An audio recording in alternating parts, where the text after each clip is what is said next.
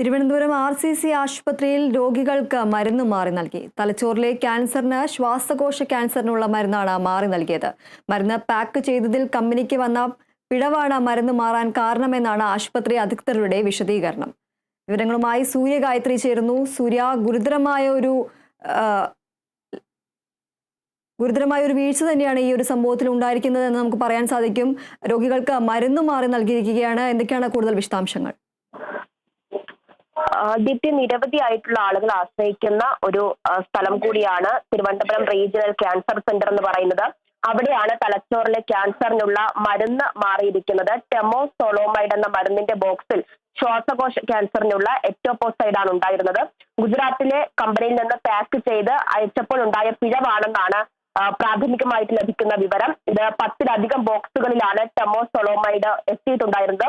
ഇതിൽ അവസാന 4 ബോക്സ് ശേഷിക്കെയാണ് ടെമോസോളോമൈഡിന്റെ പെട്ടിയിൽ എറ്റോപോസൈഡ് ആണ് മരുന്ന് മാറിയിട്ടുണ്ട് എന്നുള്ള കണ്ടെത്തൽ ഉണ്ടാകുന്നത്.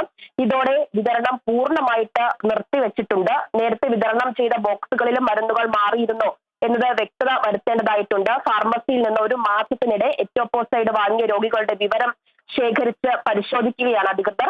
മാറിയിട്ടുണ്ടെങ്കിൽ അത് ഗുരുതരമായിട്ടുള്ള ഒരു പ്രശ്നമായിട്ട് മാറും. കാരണം 100 കണക്കിന് രോഗികളായിരിക്കും അങ്ങനെ മാറിയിട്ടുണ്ടെങ്കിൽ ആ മരുന്ന് മാറി കഴിച്ചിട്ടുണ്ടാവുക. മരുന്ന് മാറി കഴിച്ചാൽ ഉണ്ടാകുന്ന പാർശ്വഫലത്തെ കുറിച്ചുള്ള ആശങ്ക അധികൃതർക്കുണ്ട്. അവരത് പങ്കുവെക്കുകയും ഒക്കെ ചെയ്യുന്നുണ്ട്. ഭൂരിഭാഗം ക്യാൻസർ മരുന്നുകളുടെയും ഈ ഘടകങ്ങൾ തമ്മിൽ സാമ്യമുള്ളതിനാൽ 1 ഡോസ് മാറിയാൽ അത് വലിയ അപകടമുണ്ടാകില്ല എന്നുള്ള വിലയിരുത്തലിലാണ് ഇപ്പോൾ അധികൃതർ ഉള്ളത്. 1-ലധികം ഡോസ് കഴിച്ചാൽ സ്ഥിതി ഗുരുതരമായേക്കും എന്നുള്ള കാര്യവും ചൂണ്ടിക്കാണിക്കപ്പെടുകയാണ്. എന്തായാലും സംഭവം ശ്രദ്ധയിൽപ്പെട്ട ഉടൻ തന്നെ RCC അധികൃതർ സംസ്ഥാന ഡ്രഗ്സ് കൺട്രോളർക്ക് പരാതി നൽകിയിട്ടുണ്ടായിരുന്നു.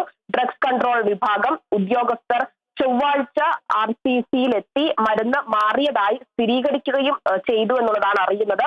4 ബോക്സുകളാണ് പിടിച്ചെടുത്തിരിക്കുന്നത്. ഇത് കോടതിയിൽ ഹാജരാക്കിയിട്ടുണ്ട്. മരുന്ന് മാറി അയച്ചതിന് ഗുജറാത്ത് കമ്പനിയെ നിലവിൽ RCC കരിമ്പട്ടികയിൽപ്പെടുത്തുകയും ചെയ്തു. RCC സ്വന്തം നിലയിൽ ടെൻഡർ വിളിച്ചാണ് ഈ മരുന്ന് വാങ്ങാറുള്ളത്. ടെൻഡറിൽ 1-ാം സ്ഥാനത്ത് എത്തിയ കമ്പനിയുടെ ഭാഗത്ത് നിന്നാണ് ഇത്തരത്തിലൊരു പിഴവ് സംഭവിച്ചിരിക്കുന്നത് എന്നുള്ളതും ഒരു പ്രധാനപ്പെട്ട കാര്യം തന്നെയാണ്. എന്തായാലും ഇനി ഇപ്പോൾ അറിയേണ്ടത് ഈ മരുന്ന് മാറിയിട്ടുണ്ട്, എല്ലാ ബോക്സിലും അത്തരത്തിൽ മരുന്ന് മാറിയിട്ടുണ്ടായിരുന്നോ എന്നത് കണ്ടെത്തേണ്ടതുണ്ട്. അങ്ങനെയെങ്കിൽ അത്തരത്തിൽ 100 കണക്കിന് ആളുകൾ മരുന്ന് മാറി കഴിച്ചിട്ടുണ്ടാകും. അങ്ങനെ കഴിച്ചിട്ടുള്ളവരെ ഒക്കെ തന്നെ കണ്ടെത്തേണ്ടതായിട്ടുണ്ട്. അവർക്ക് എന്തെങ്കിലും പാർശ്വഫലങ്ങളുണ്ടോ, ആരോഗ്യ പ്രശ്നങ്ങളുണ്ടോ എന്നത് സംബന്ധിച്ചൊക്കെയുള്ള വലിയ പരിശോധന, വിപുലമായിട്ടുള്ള ഒരു പരിശോധന നടത്തേണ്ടതായിട്ടും വരും. ശരി.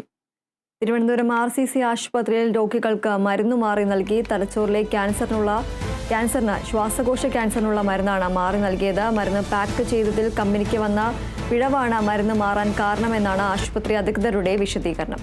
സൂര്യഗായത്രിയാണ് വിവരങ്ങൾ നൽകിയത്.